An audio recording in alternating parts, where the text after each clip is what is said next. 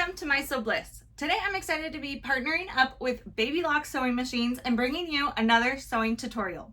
Today I'm going to show you how to make this apron. This one's for my husband. He's been wanting one. He grills a lot. So this is just a really nice denim that I got at Mood Fabrics.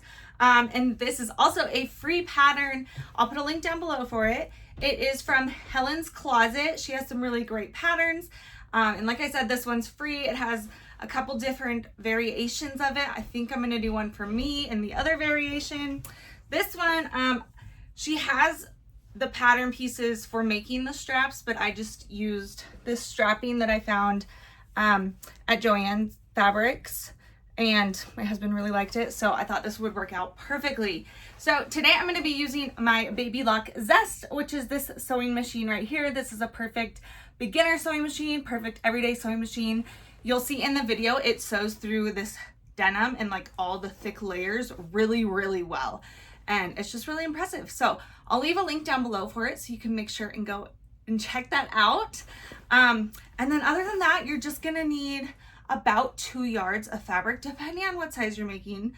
My husband is over 6 feet tall, so pretty, I think this was the largest size that she has, and I probably could have shortened it. He kind of wants me to, so we'll see if I end up actually doing that, but I probably could have used less. And the reason I got away with only 2 yards was because I used this strapping instead of making it out of the fabric, but I really liked the contrast and playing around with that, so that was really fun. So yeah, 2 yards of fabric, like a canvas, a denim, twill, something like that's gonna work really well. And then your strapping, or you can just use your fabric and make it out of your fabric. So once you have your pattern pieces printed, put together, you are ready to go. So let's get started sewing our apron.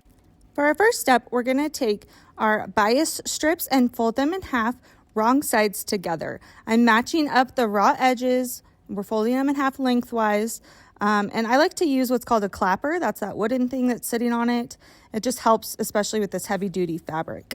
Now we're ready to pin the bias strip to the apron. We're putting it right sides together. The raw edges, all 3 edges are matched up together.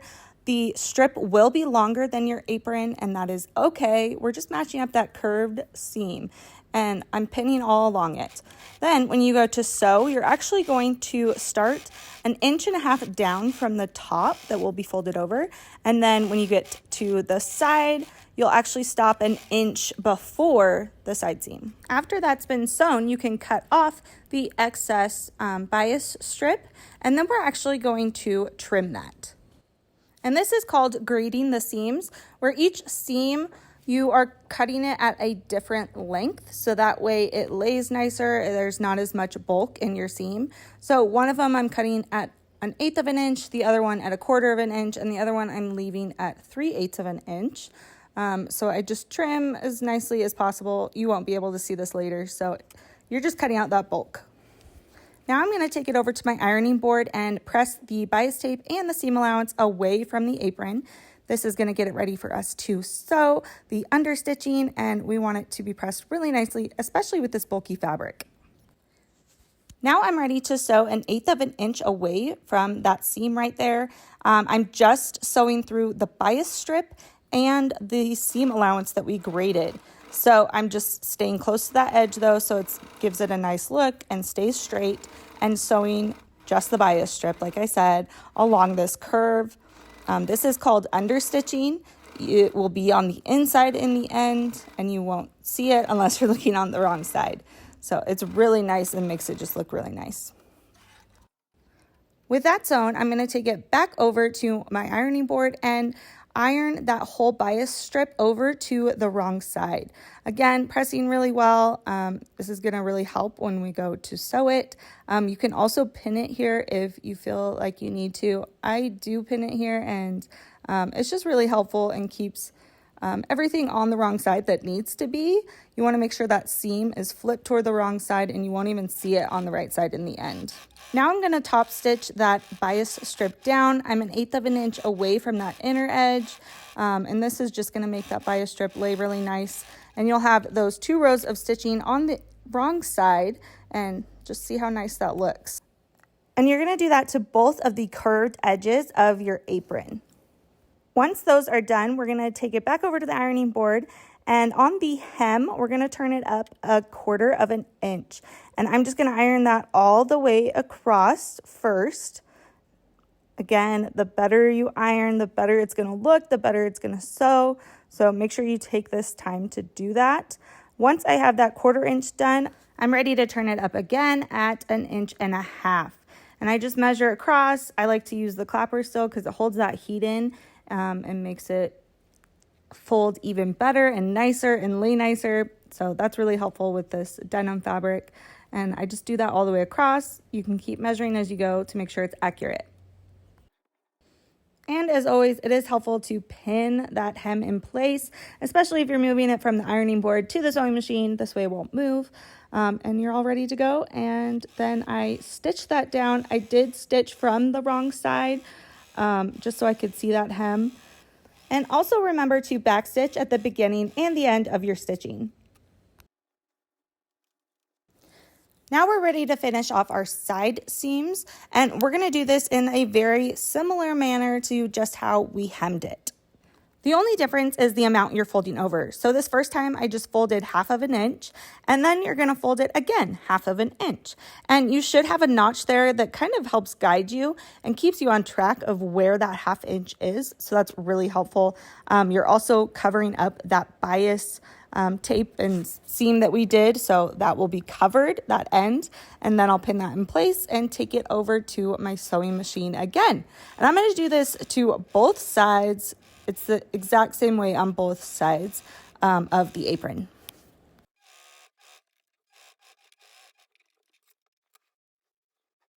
With the edges done, now we're going to work on the top pocket, and I'm going to fold this down 1/4 inch. This is very similar to what we've been doing, folding it and then ironing it.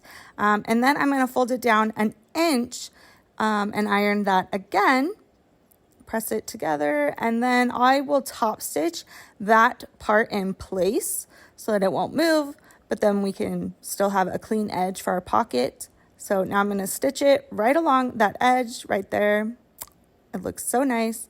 And then I can come back and iron the sides at 1/2 inch, and then also the bottom at 1/2 inch. So then it's ready to place on the apron. When placing the pocket, you can use the measurements in the pattern, or you can just eyeball it and see what you like the most, or try it on and then eyeball it. But I just made sure it was about 4 inches down from the top, and then made sure it was centered. And then I'm going to pin all the way around except for that top edge, so I remember to keep that open so it stays a pocket. Then I can take it over to my sewing machine, and I'm going to sew 1/8 inch away from the edge. I go all the way around except for that top. So when I say all the way around, I don't mean across the top, but I do backstitch at the beginning and the end, and then I actually turn and do another line of stitching. So it's like a double stitch around it. And I just found like this is going to hold up a lot nicer, especially with pockets holding heavier things and getting more wear and tear. And I just like the look of it. It looks really good with this denim. You can't really see that stitching as well. So I think it blended in nicely, but I like that little detail on the pocket. Here's the view from the wrong side so you can see what I'm kind of talking about, how it's a double stitching.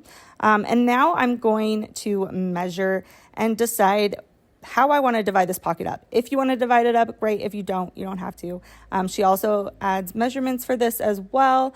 I kind of eyeballed it again. I found the center, and then found the center of those two to make 2 little pockets, and then just left 1 big pocket. So it's technically 3 pockets in this one spot. And you could mark this. I definitely recommend using a ruler and a marking tool to mark your line if you're worried about creating a straight stitch. I did just eyeball this. I feel like my fabric kind of had lines in it, so that was okay, and I just followed that. And it looks really nice.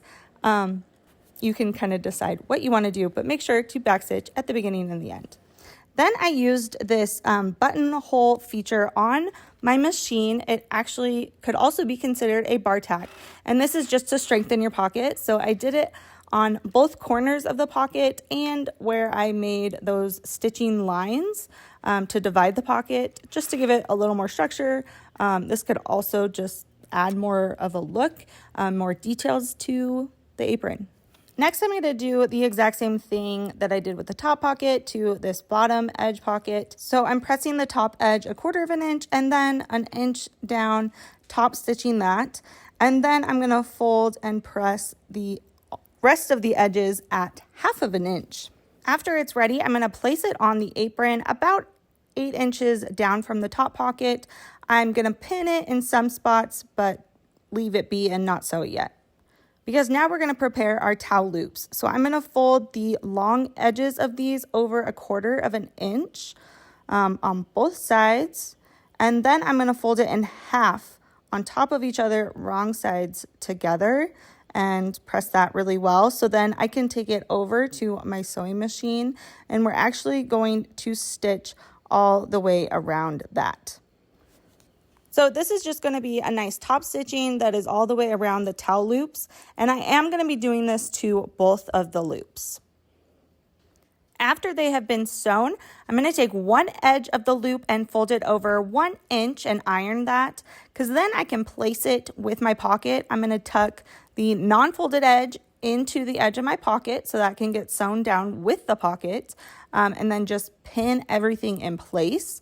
This was on either side of the pocket is that towel loop, and then I continued to pin the pocket and get it ready so that I can sew that in place along with those loops.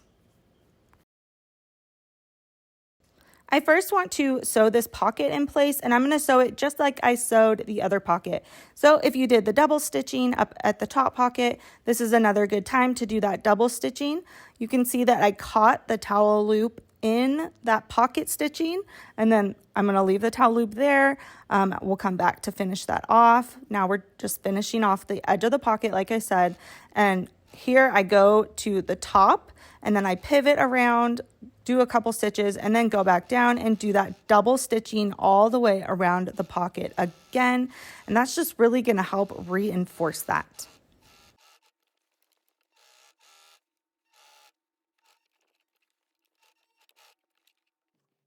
Once that pocket's done, we're going to finish off these towel loops, and we're just going to sew a square with an X through it over that folded edge that we ironed. So you can see in the pattern, it kind of gives you an idea of how to sew it so you don't have anything like going back over each other. But it's okay if it does. It'll just reinforce it really nicely. Make sure you tuck in those raw edges. My first one I didn't do as well as the second one, but I'm going to do that to both of them. Now I'm taking my ruler again, and I'm just measuring out where I want the lines in this pocket to go, how I want to break it up. I just divided it into thirds, so I'm stitching down 2 straight lines. Again, back stitch at the beginning and the end to really reinforce that. This is also a good time you can add those bar tacks at the top again. And then once you are happy with your pockets, we're going to finish off the top edge of the apron by folding it over 1/4 of an inch first and ironing that. And then we're going to flip it down 1.25 inches. There should be a notch there to help you. And it's just folding down on top of that curved bias stitching that we did. So I'm going to iron that in place across the top of it. And we're going to just make sure it's pressed really nice. Then before we sew it, we're going to take our strapping pieces and tuck the ends. If you're doing the halter version, we're tucking the ends in. I'm putting them wrong sides together. That just is how it lined up on mine, because then we'll flip it up and sew that down. And we're going to stitch right along this bottom edge now. It's about 1/8 of an inch away from that edge. We're catching the strapping, we're catching the edge of the apron, stitching that down in place. So this is going to help reinforce that strapping. That's why we do multiple stitches on it. After that stitching, you're going to flip up your strapping just like I'm doing here. I pin mine in place just to make sure it's tight and not loose, because then we're going to sew across this top edge. So I'm going to sew on the right side, and 1/8 of an inch away from the very edge of the apron. All across the top is what I'm stitching. This is just top stitching, but I do back stitch at the beginning and the end. And then to really reinforce those straps, I'm just gonna sew a square with an X through it over just the strapping part. So it's sewn multiple times in place, so the strapping should hold really nicely.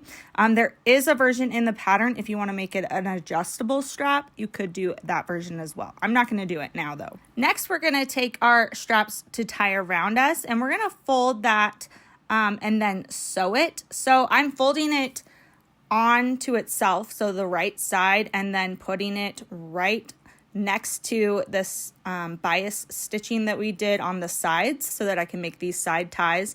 And then I sewed a square with an X through it, just like we did with the halter strap. And this is just gonna really reinforce that and make sure it looks nice and clean and uniform. Then to finish off the ends of my straps, I just folded them on top of each other twice and did it that way. Then once you are done sewing your straps, I did sew those ends so it finishes off really nicely. You are all done with your apron. I hope you guys enjoyed this tutorial. If you did, make sure to give it a thumbs up. Also, make sure to check out the links down below for the Baby Lock Zest. If you have any comments or questions, make sure to leave them down below in the comment section and I will get back to them. And make sure to subscribe, and I will see you guys next time. Bye!